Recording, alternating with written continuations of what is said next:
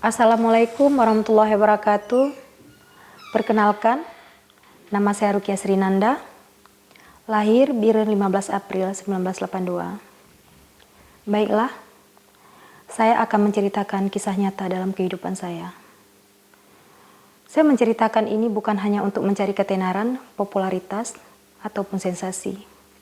Tetapi, saya ingin menjadi inspirasi bagi setiap umat, bagi setiap orang, supaya apa yang kita rasakan, ujian apapun, cobaan apapun, kita sebagai umat Islam, kita sebagai umat Rasulullah, kita wajib mentaati, kita harus kuat, kita harus percaya kepada Allah, kita tidak boleh patah semangat dan putus asa. Saya anak kedua dari 5 bersaudara. Saya terlahir dari sebuah keluarga yang sederhana. Namun kedua orang tua saya mempunyai komitmen bahwa kedua orang tua saya ingin mendidik kami semua menjadi anak yang berguna bagi nusa dan bangsa. Dari kecil saya mempunyai cita-cita ingin menjadi seorang bidan. Alhamdulillah, berkat kerja keras dan perjuangan kedua orang tua saya, apa yang saya cita-citakan telah terwujud menjadi sebuah kenyataan. Pada tahun 2000, saya tamat sekolah SPK Muhammadiyah Luxmawe. Setelah itu saya langsung mengabdikan diri pada sebuah puskesmas, yaitu Puskesmas Jenib. Pada pagi dan siang hari saya bekerja di sebuah puskesmas. Dan sore hari, orang tua saya membangun sebuah kamar kecil untuk memberi pelayanan kepada masyarakat di sekitar saya. Dan pada hari Minggu, orang tua saya menyiapkan obat-obatan di dalam tas kecil, yaitu saya mengobati pasien di daerah pelosok. Alhamdulillah masa remaja saya gunakan sebaik mungkin untuk mengabdikan diri saya kepada masyarakat. Singkat cerita, pada tahun 2001 saya menikah dan saya pindah ke Banda Aceh. Setelah menikah saya dikaruniai seorang anak laki-laki. Alhamdulillah kebahagiaan saya menjadi bertambah. Dan kedua orang tua saya pun ikut pindah ke Banda Aceh. Setelah orang tua saya pindah ke Banda Aceh, kebahagiaan itu bertambah. Saya merasakan kalau orang yang paling bahagia di dunia adalah saya. Saya adalah orang paling bahagia, paling beruntung. Karena saya sudah menyatu kembali dengan kedua orang tua saya. Adik-adik saya, merekalah harta yang paling berharga bagi saya. Singkat cerita, pada tahun 2004, 26 Desember, saya tidak pernah menduga dan saya tidak pernah menyangka pada tahun 2004 itu adalah ujian yang diberikan Allah kepada saya. Ujian itu datang pada tanggal 26 Desember 2004. Tiba-tiba gempa besar melanda bumi Aceh. Di situ semua manusia merasa ketakutan, kebingungan, dan merasakan kalau itu adalah kiamat. Tidak ada yang tidak ingat Allah. Semua berteriak, Allahu Akbar, Allahu Akbar, Ya Allah, Ya Allah, Astagfirullahaladzim, Allahu Akbar. Semua orang kita dengar memanggil nama Allah. Setelah gempa reda, kedua orang tua saya datang dan menghampiri saya. Dan mereka memeluk saya. Saat itu saya nggak pernah tahu kalau itu adalah hari terakhir. Seandainya saya tahu itu adalah hari terakhir, hari perpisahan saya dengan kedua orang tua saya tidak akan pernah melepaskan dekapannya. Saya tidak akan pernah melepaskan pelukannya. Saya akan mencium telapak kakinya. Dan saya memohon ampun kepada kedua orang tua saya yang telah membesar dan mendidik dan merawat saya dari kecil. Setelah berapa saat orang tua saya meninggalkan saya dan melihat kedua adik saya di Kaju, tiba-tiba ombak besar itu datang. Ombak besar itu seperti monster yang mencakar dan mencabik-cabik mangsanya. Ombak besar itu datang, menghantam, memporak-porandakan seluruh isi perut bumi. Saat itu saya dihantam ombak itu bersama bersama anak dan suami saya. Di situ saya tenggelam timbul. Di situ saya menjerit. Di situ saya merasa ketakutan. Saya berjuang untuk hidup. Saya berjuang dalam ombak besar itu. Dan akhirnya saya terpisah dengan suami dan anak saya. Setelah tsunami itu reda, suami saya mencari saya di puing-puing bangunan, mencari saya di ribuan mayat. Dan 1 hari kemudian suami saya mendapatkan saya di ribuan mayat itu dan memisahkan saya dari mayat tersebut. Dan alhamdulillah, ketika saya sadar, saya melihat anak dan suami saya.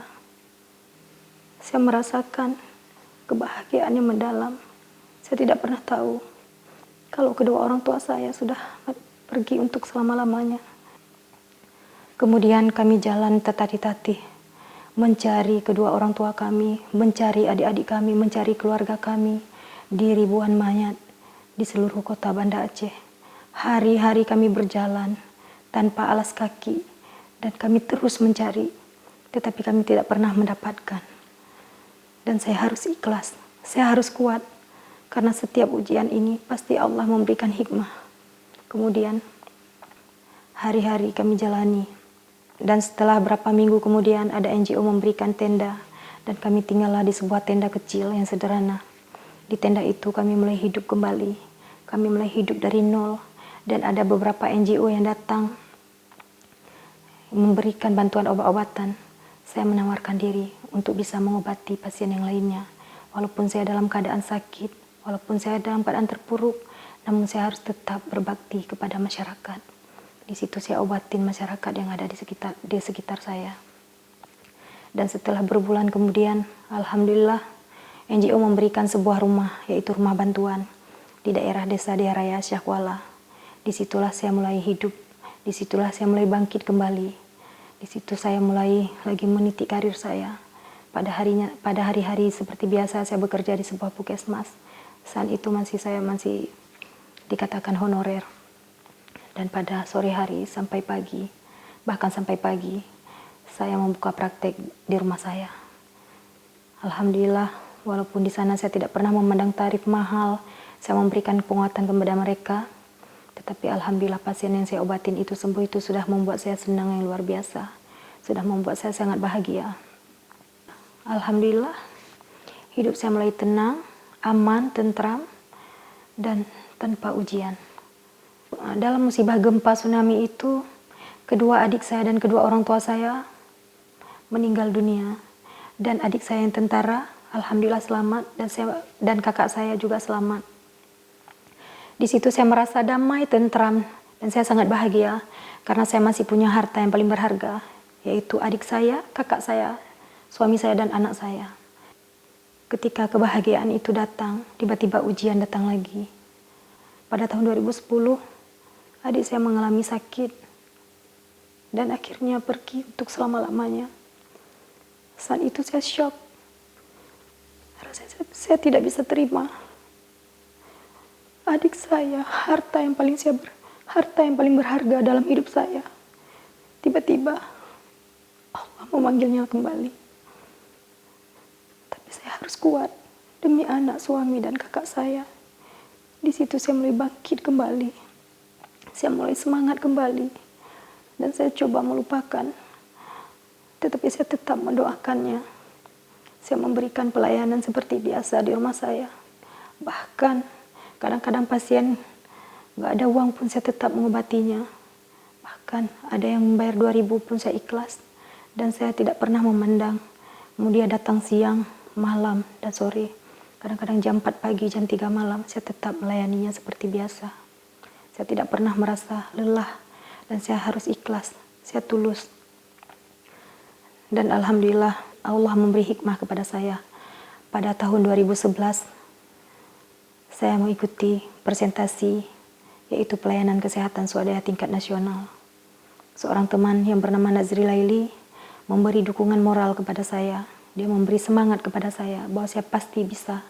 Dan alhamdulillah berkat dukungan sahabat saya, suami saya, kakak saya, dan keluarga saya mendapat 10 besar dari ribuan peserta tingkat nasional, yaitu di Astra Internasional.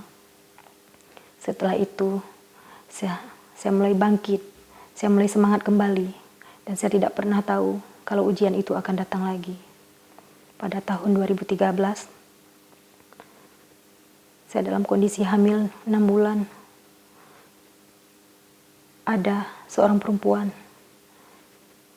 yang memberikan anaknya baru lahir 2 hari kepada saya, yaitu anak laki-laki. Sementara saat itu saya sedang mengandung anak saya, yaitu usia kehamilan saya 6 bulan. Di situ saya mulai bimbang, saya ragu, saya tidak tahu harus berbuat apa. Namun hati nurani saya sebagai seorang ibu, saya harus ikhlas. Saya mengambil anak itu dengan dukungan suami saya. Saya membesarkannya, merawatnya, hingga dia sekarang sudah berumur 7 tahun. Dan hari-hari terus kami jalani dalam hidup, suka dan duka, bersama keluarga yang saya cintai. Di situ saya mulai tenang.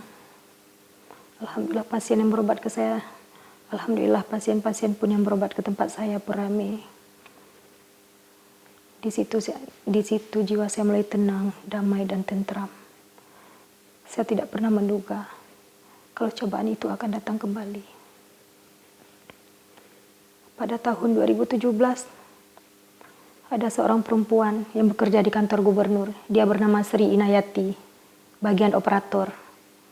Dia datang ke rumah saya. Dia datang ke rumah saya, meminjamkan uang saya 35 juta sebagai jaminan sebuah mobil. Padahal saat itu saya punya 3 mobil. Tetapi karena saya sayang, saya bantu dia. Saya tidak pernah menduga kalau itu adalah awal kehancuran bagi hidup saya. Ternyata dia menipu saya. Mobil yang dia berikan kepada saya adalah mobil rental. Setelah 2 minggu saya baru tahu kalau itu adalah mobil rental.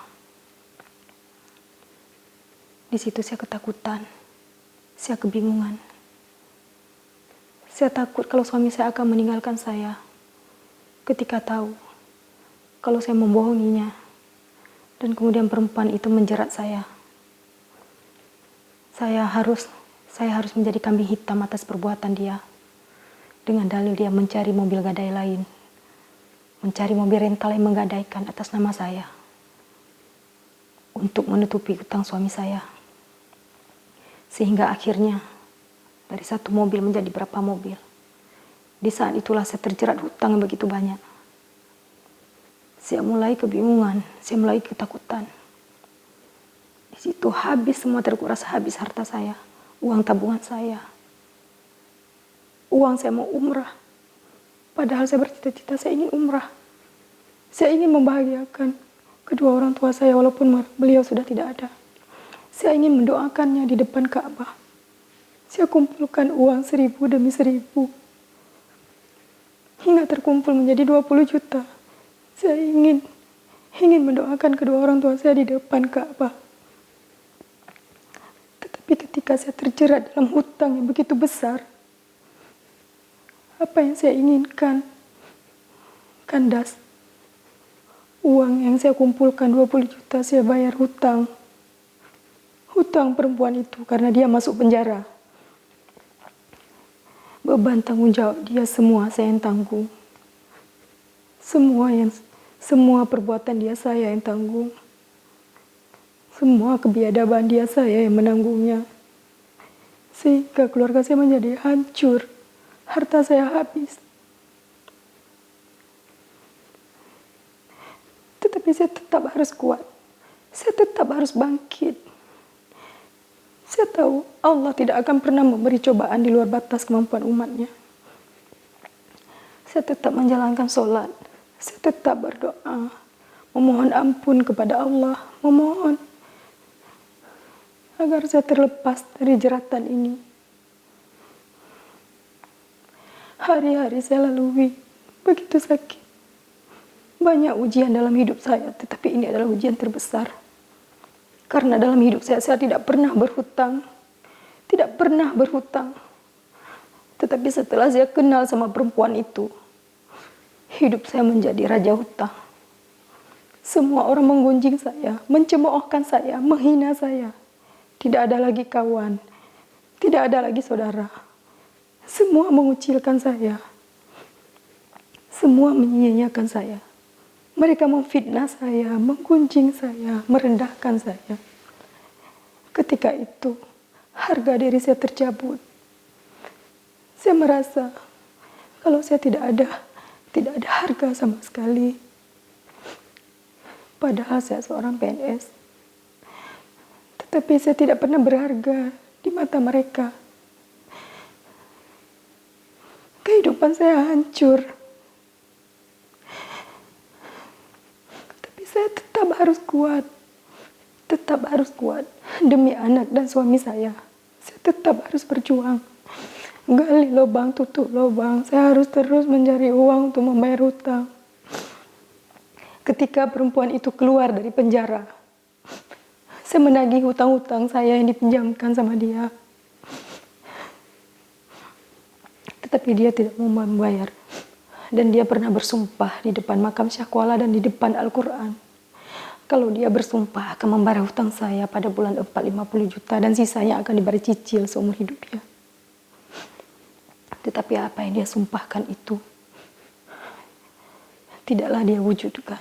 Apa yang dia janjikan dia ingkari. Dan kemudian dia juga membuat perjanjian di depan polisi. Dia akan membayar cicil 3 juta per bulan. Tetapi dia cuma membayar 3 bulan. Selebihnya tidak pernah bayar lagi. Di situ hidup saya mulai hancur. Saya tidak punya harga diri lagi. Hidup saya dihancurkan sama perempuan itu. Dan yang paling menyakitkan, yang paling membuat saya sedih, yang paling membuat saya tidak bisa terima,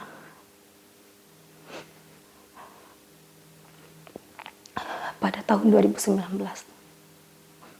tanggal 28 bulan 10, saya dinas bersama seorang dokter bercadar. Saya di ruangan poli. Setelah pasien semua keluar, dokter bercadar itu memanggil saya ke ruangannya. Dokter bercadar itu menanyakan kepada saya, bahkan menuduh. Dia mengatakan, kalau saya mengambil uangnya 100.000, di situ jantung saya hampir berhenti. Cobaan apa lagi ini ya Allah yang kau berikan kepada hamba? Begitu hinakah hamba di depan manusia ini ya Allah? Dokter bercadar itu menuduh saya mengambil uang dia 100.000 rupiah. Saat itu jiwa saya berontak. Jiwa saya tidak terima. Saya mengatakan kepada dia, kalau saya ada mengambil uang 1.000 rupiah aja, hari detik ini saya bukan umat Islam. Tetapi kalau saya tidak mengambilnya, jiwa, hati, dan tubuh ini masih tetap agama Islam. Tetapi tidak sampai di situ. Malamnya saya sholat tahajud. Dan keesokan harinya, alhamdulillah di Puskesmas ada rapat. Di rapat terbuka itu, semua staf berkumpul. Dan saya membawa sebuah Al-Quran. Setelah saya sholat duhur, saya minta izin dari kepala Puskesmas. Dokter, izinkan saya berbicara sebentar. Alhamdulillah, dokter yang sangat baik, kepala Puskesmas yang sangat bijaksana memperbolehkan saya berbicara di depan umum. Di situ saya mulai berbicara. Saudara-saudara saya semua, selama ini di Puskesmas kita terlalu banyak kehilangan dan banyak sindiran-sindiran di grup WA. Tetapi saya tidak pernah peduli, saya tidak pernah mengubrisnya karena saya tidak pernah merasakan. Tetapi ketika kemarin ada salah satu keluarga kita di sini yang menuduh saya mencuri uangnya 100.000 rupiah, saya tidak bisa terima. Ini Al-Quran di hadapan saya dan tubuh saya masih suci, air wudhu masih ada di badan saya. Al-Quran ini menjadi saksi bahwa saya tidak pernah mengambil hak yang bukan hak saya. Jadi tolong, Saya akui memang selama ini kehidupan saya mungkin sedang diuji sama Allah. Tetapi serendah apapun saya tidak pernah melakukan perbuatan yang dilarang sama Allah. Jadi tolong tunjukkan kebenaran-Mu ya Allah. Tunjukkan kebenaran-Mu. Ujian ini sangat berat bagi saya. Tetapi saya harus kuat demi anak dan suami saya.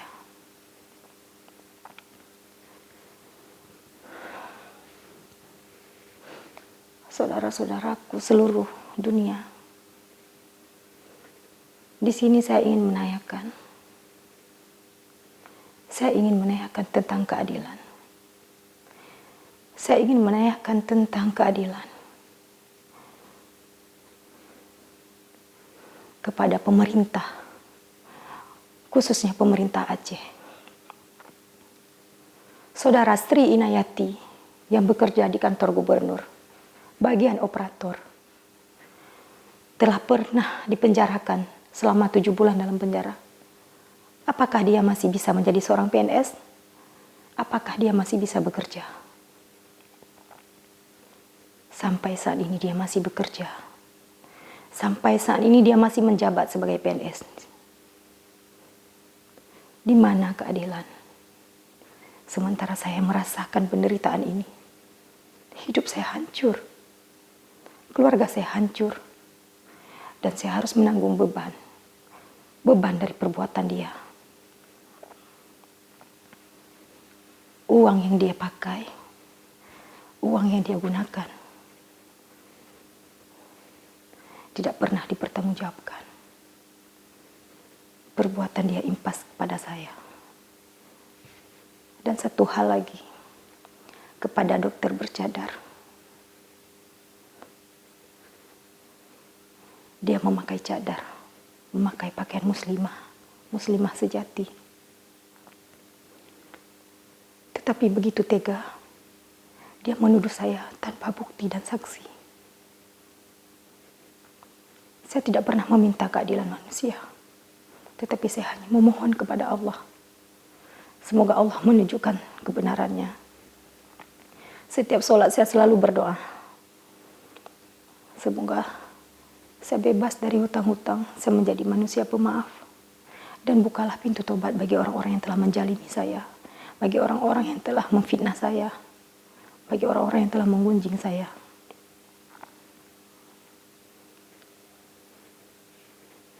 Inilah akhir cerita dari kehidupan saya. Terima kasih. Assalamualaikum warahmatullahi wabarakatuh.